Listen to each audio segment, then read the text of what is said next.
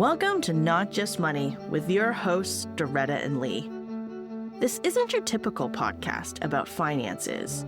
It's a podcast about all the money conversations we aren't having, sometimes not even with ourselves. Join us on this journey of hard truths, lived experience, and the wisdom that comes from both. Because money is never just about money.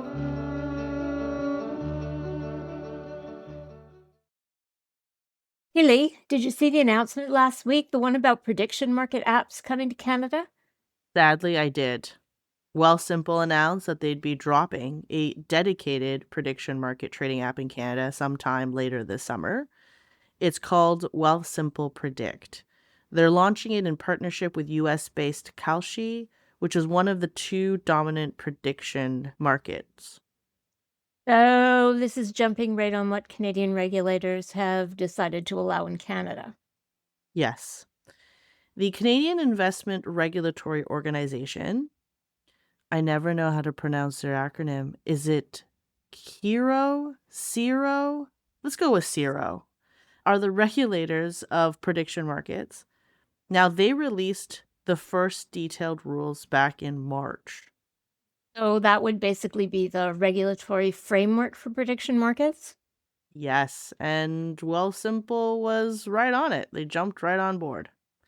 So they announced that they had CIRO approval for forecast contracts at pretty much the same time. There was no product then. That's what last week's announcement and all the hoopla around it was about. Okay, first, to be very, very, very clear, we are not connected to Wealthsimple in any way, shape, or form. And we are No. absolutely not endorsing them or predictive contracts in any way. We're just using Wealthsimple as an example because it's in the headlines. It's what we call a hook, people. And in the interest of completeness and transparency, I looked this up, and apparently there's already one other firm, Interactive Brokers, that's already offering forecast contracts in Canada.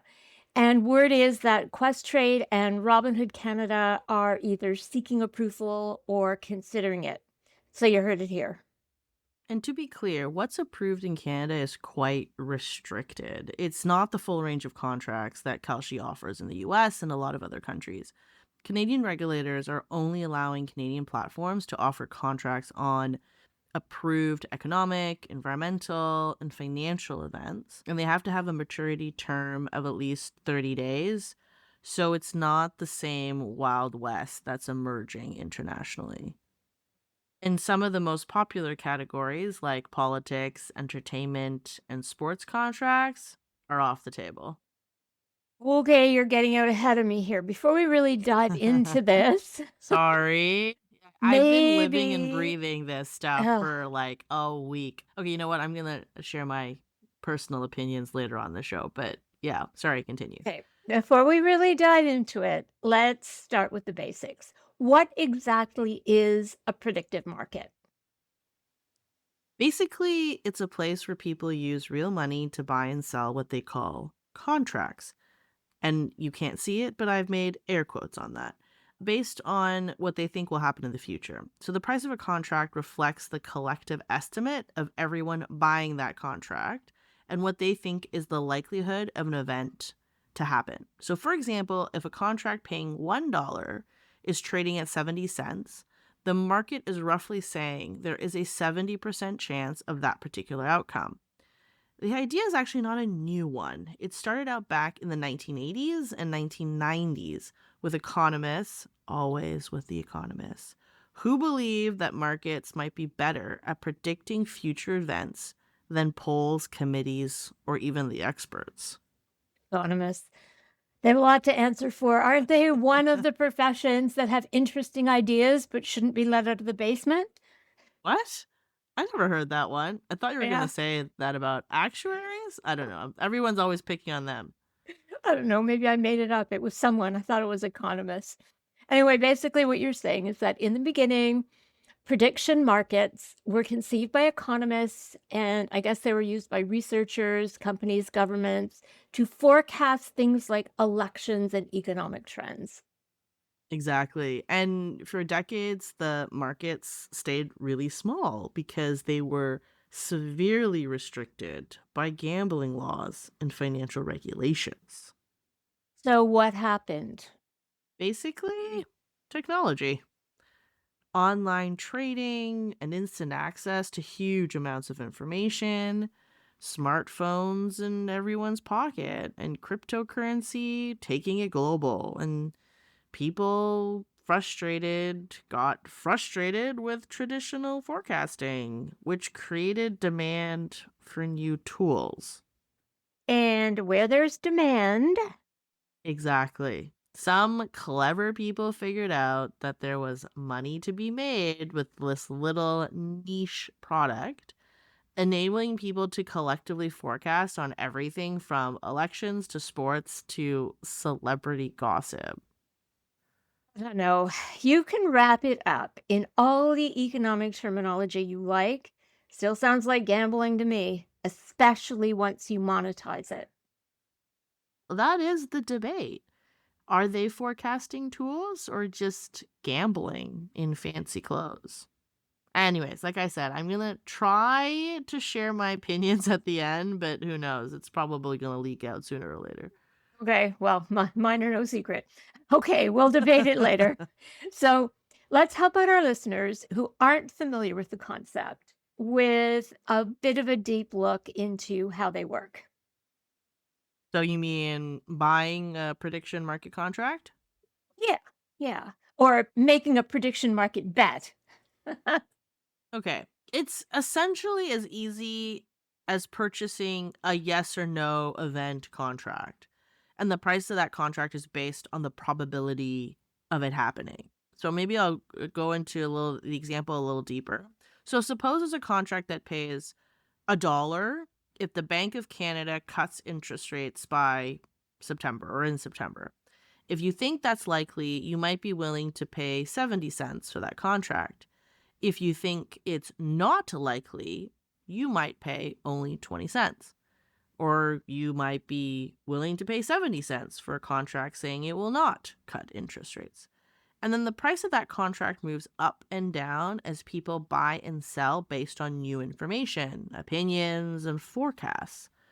Because the market sets the price based on probability, and probability is determined by the number of people taking on these contracts. I'm not even sure that's a valid way for calculating probability. And I still don't see how calling it a contract instead of a bet makes it not gambling, but whatever.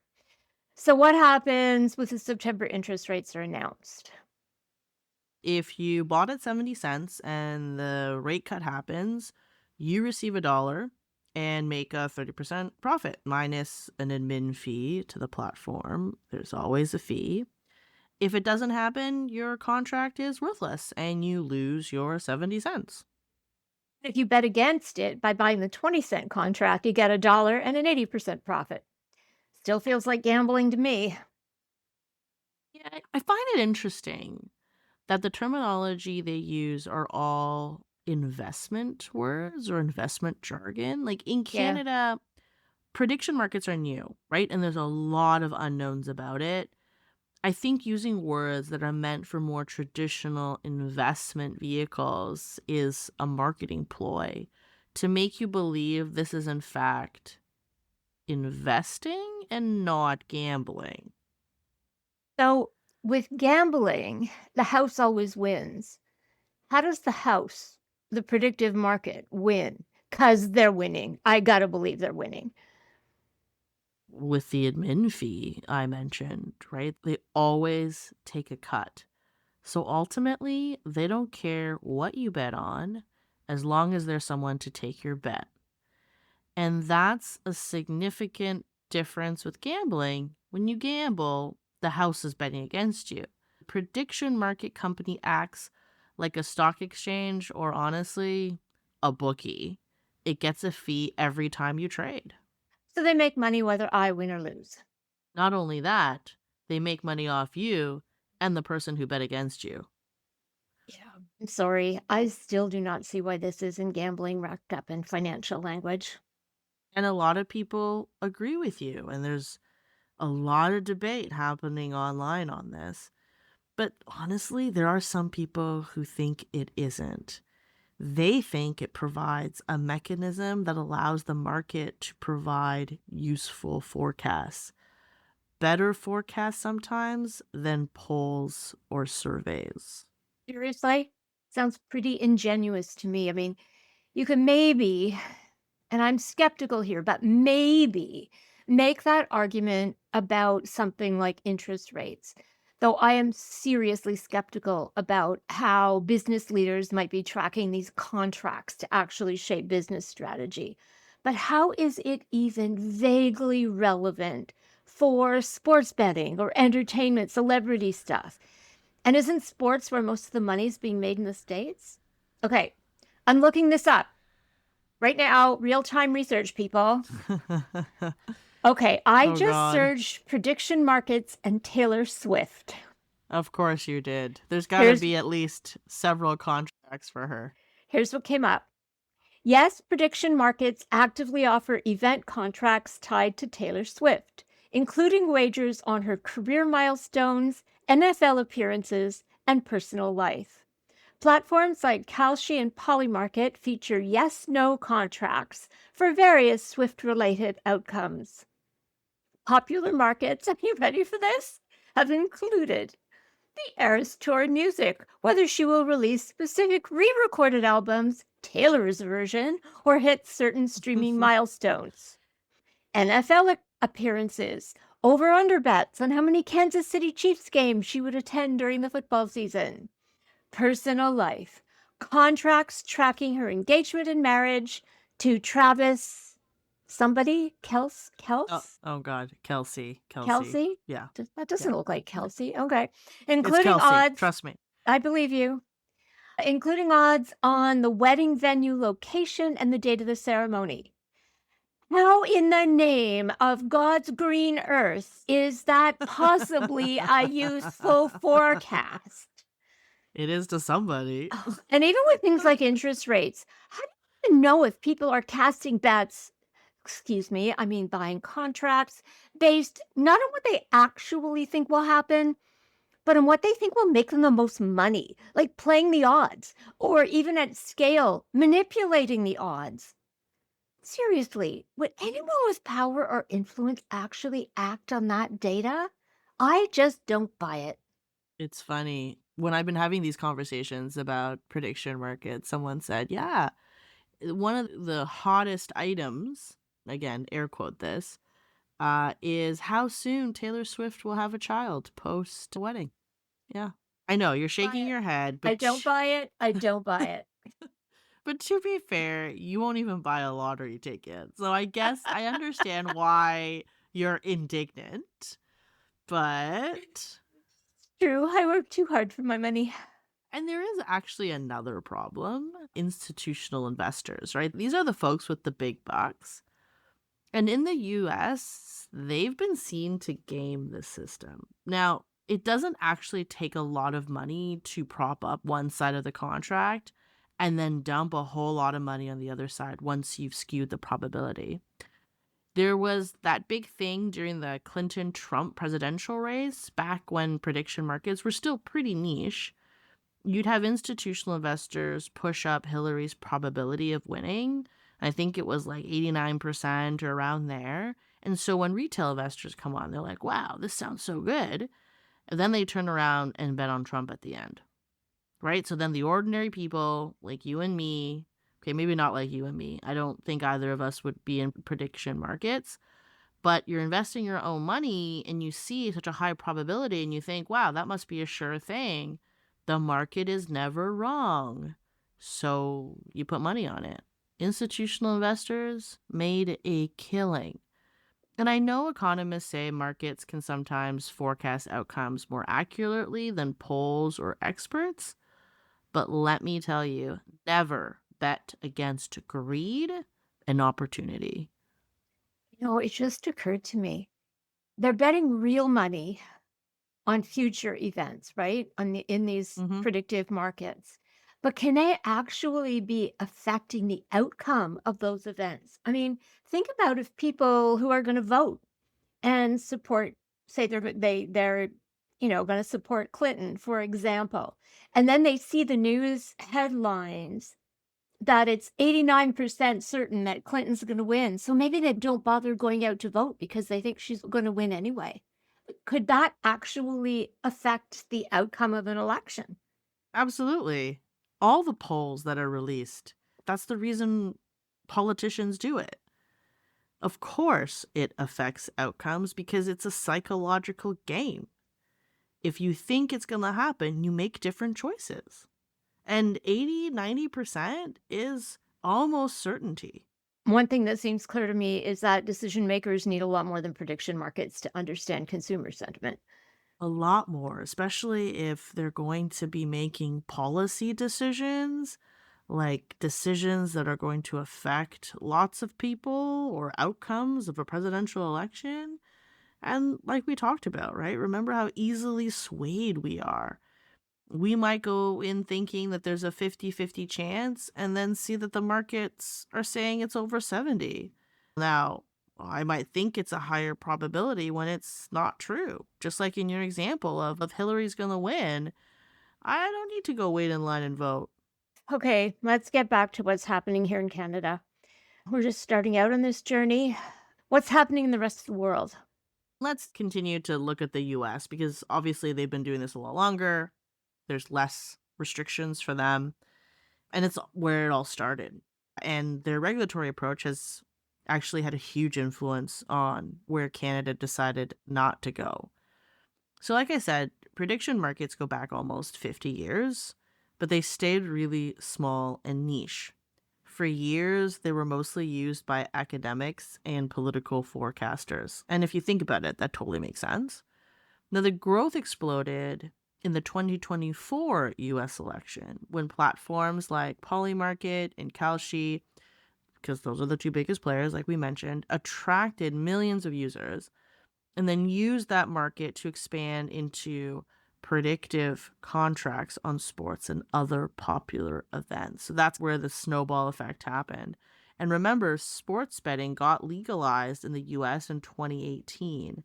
That was definitely a necessary precursor.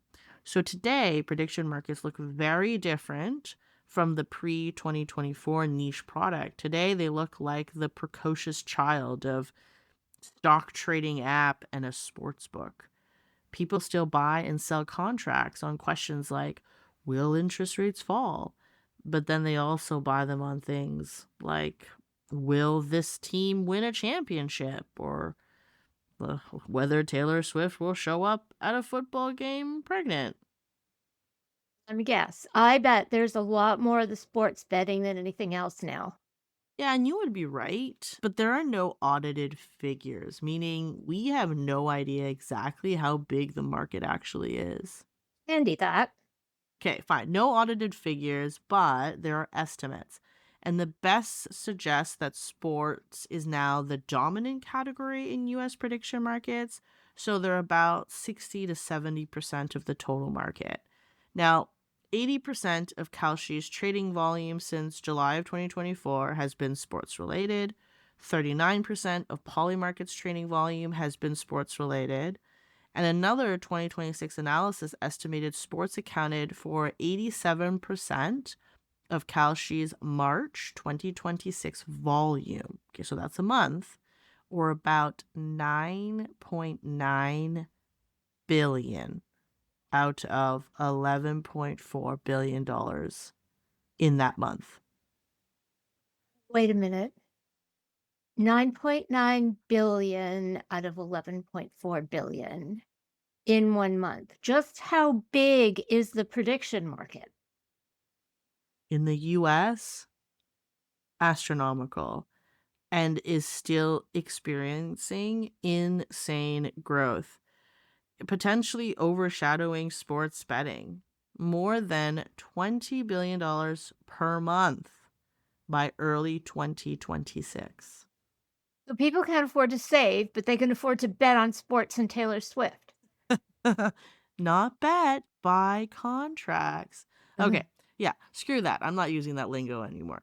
Yes, betting, It looks like a gambling. duck. If it looks like a Yeah. duck. Okay. So that's what it looks like in the US. And in Canada, we've limited the categories, you said.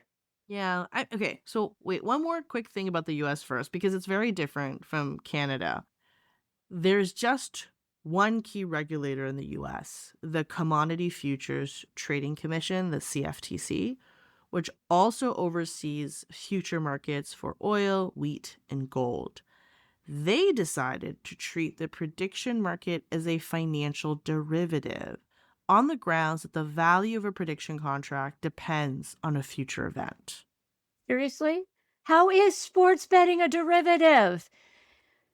Luckily, Canada has always been more cautious financially. Remember just the banking restrictions and what a difference that made when the whole mortgage subprime rate went to shit. Yep. Thank goodness for that early caution. Yeah, so in short, we've been a lot more cautious, and to the credit of our regulators, it has really paid off, knowing what we know.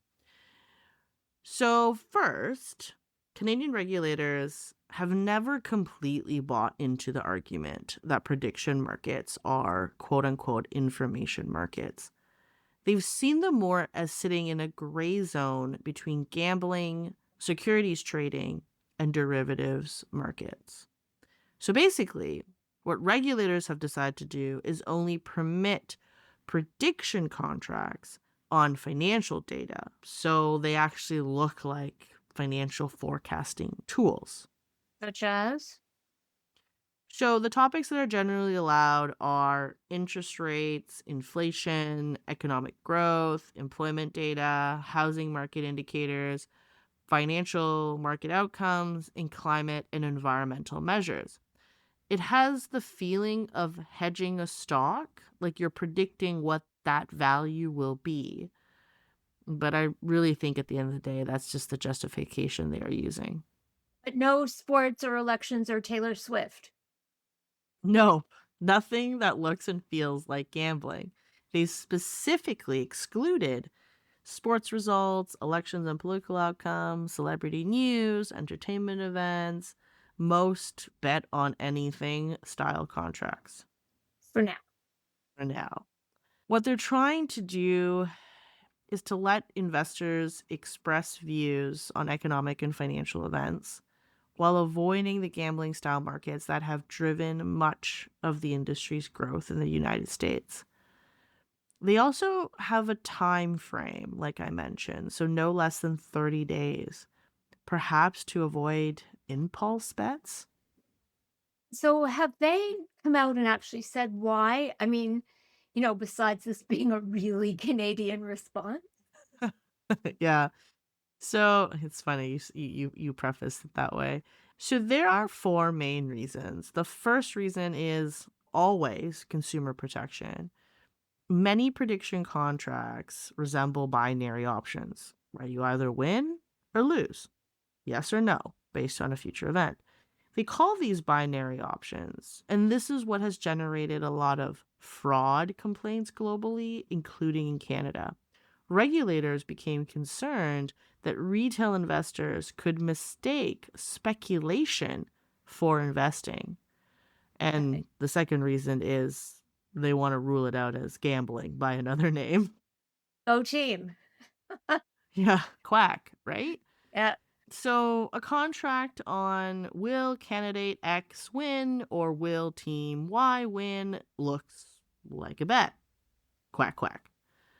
Canada already has a framework for gambling and sports betting. Regulators don't want to let financial markets turn into an alternative gambling channel.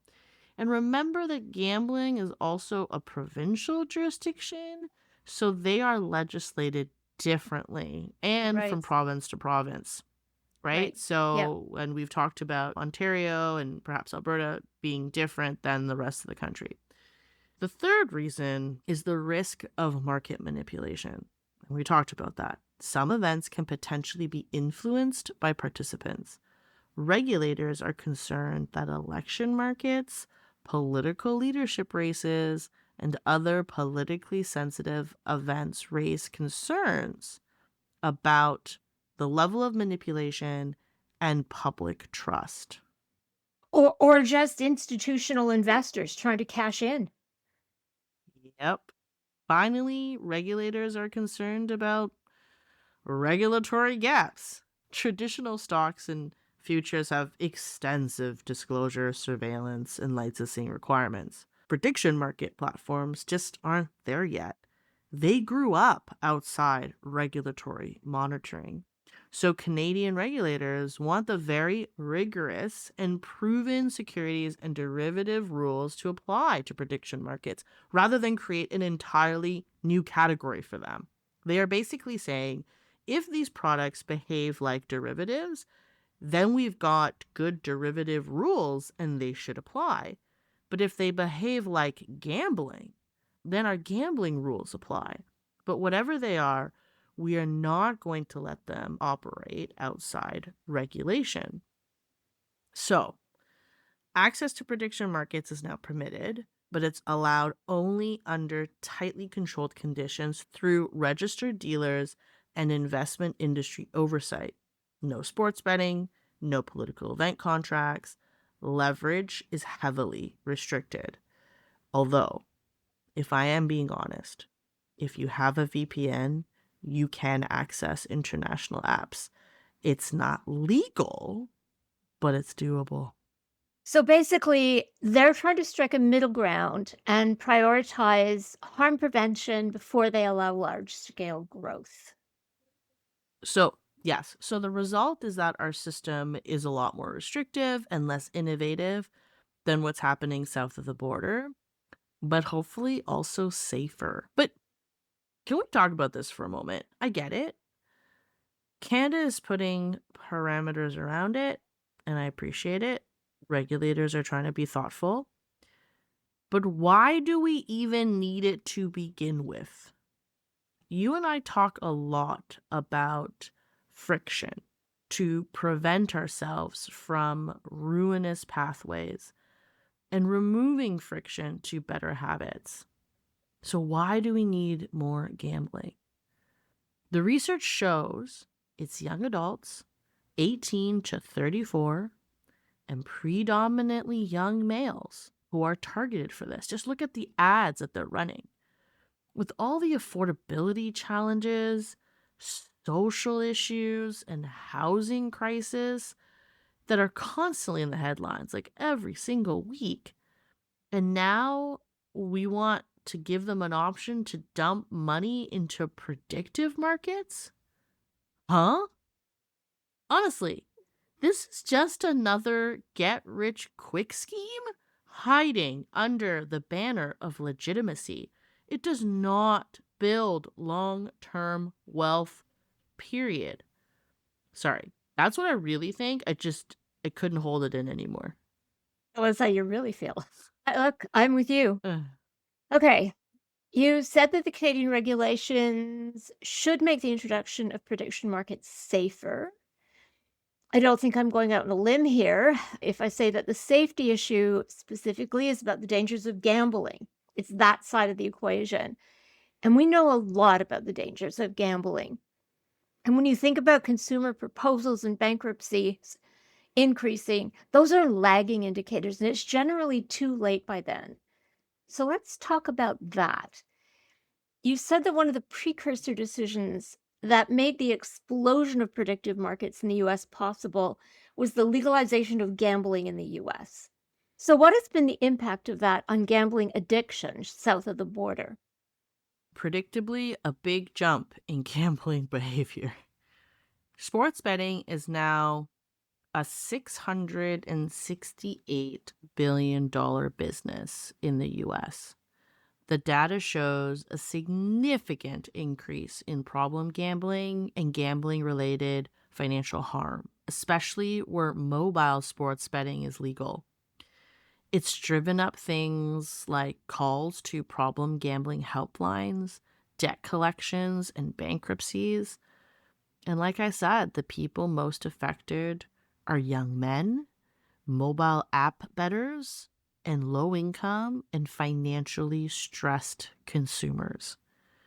In particular, researchers and bankruptcy attorneys are already concerned about the growing number of men in their 20s and 30s accumulating large gambling related debts. And the emerging consensus among many researchers is that the greatest risk comes not from occasional betting, but from the 24/7 mobile betting, in play wagers, and constant app access that makes gambling frictionless. Remember what we talked about, right? It's an addiction. So you can't stop yourself. Yeah. And there is a real lack of supports for those who are addicted. Let's not kid ourselves here. The online world knows everything about us. So once you start, it is virtually impossible to get out. They know your habits, they know what will get you to bet and to bet often. It's not a matter of willpower anymore. Ontario introduced sports gambling in 2022. Are we seeing the same thing here? Yes, Ontario launched the legalized sports betting market in April of 2022, and researchers have been monitoring it closely. Last year, according to the Canadian Gaming Business, Ontarians wagered more than $12 billion on regulated online sports books. That's 0 to 12 billion in 3 years. Big problem, especially for who? Young men and online app users.